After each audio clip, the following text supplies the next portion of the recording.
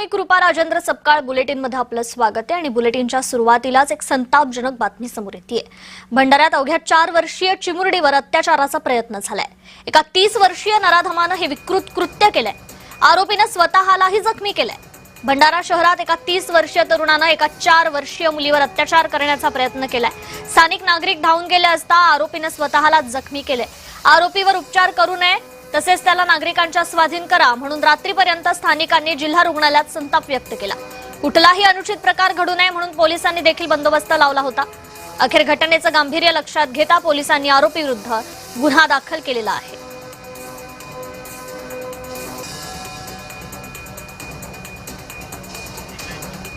तर या ठिकाणी अवघ्या 4 वर्षीय चिमुरडीवर अत्याचाराचा प्रयत्न झालेला आहे। संतापजनक घटनेमुळे नागरिक देखील मोठ्या प्रमाणात आक्रमक झाले।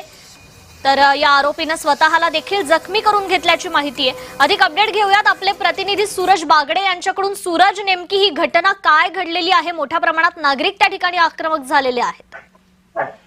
नक्कीच कृपा, भंडाऱ्यातील ही काल एक खूप मोठी धक्कादायक घटना होती। एक 30 वर्षीय नराधमाने एक 4 वर्षीय चिमुकलीवर अत्याचार करण्याचा प्रयत्न केला होता।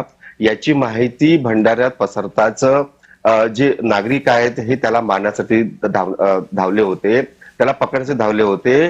आणि तो जो आरोपी आहे त्यांनी याची माहिती होताच की त्यांनी स्वतःलाच जे गोटा आहे किंवा चिप्स आहे त्याच्याने स्वतःवर जखमी हल्ला करून स्वतःला जखमी केलं आणि मी ही घटना केली, कृत्य केली नाही असा तो ओरडतो आपल्याला त्या व्हिडिओमध्ये दिसते आहे। मात्र ही जी घटना आहे ही खूप मोठी घटना होती। आरोपीला काल तुरंत अटक करण्यात आलेला आहे। चिमुकली जी आहे तिचं आरोग्य तपासणीसाठी सरकारी दवाखान्यामध्ये नेलेलं होतं। मात्र भंडाऱ्यातील जे नागरिक आहेत त्यांनी फार मोठा संताप व्यक्त केला होता। जो आरोपी आहे त्याची ही 3री घटना असल्याची माहिती पुढे येत आहे।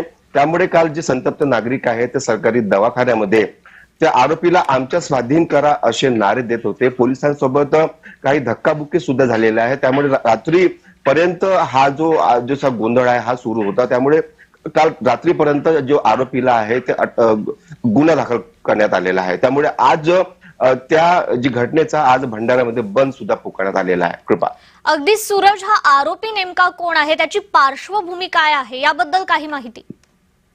आरोपी जो आहे तो एक बेरोजगार युवक आहे।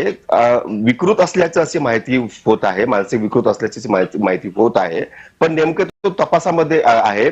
पण ही घटना जी आहे त्यांनी 3री घटना केलेली आहे। त्यामुळे जे नागरिक आहेत ते फार काल संतप्त होते।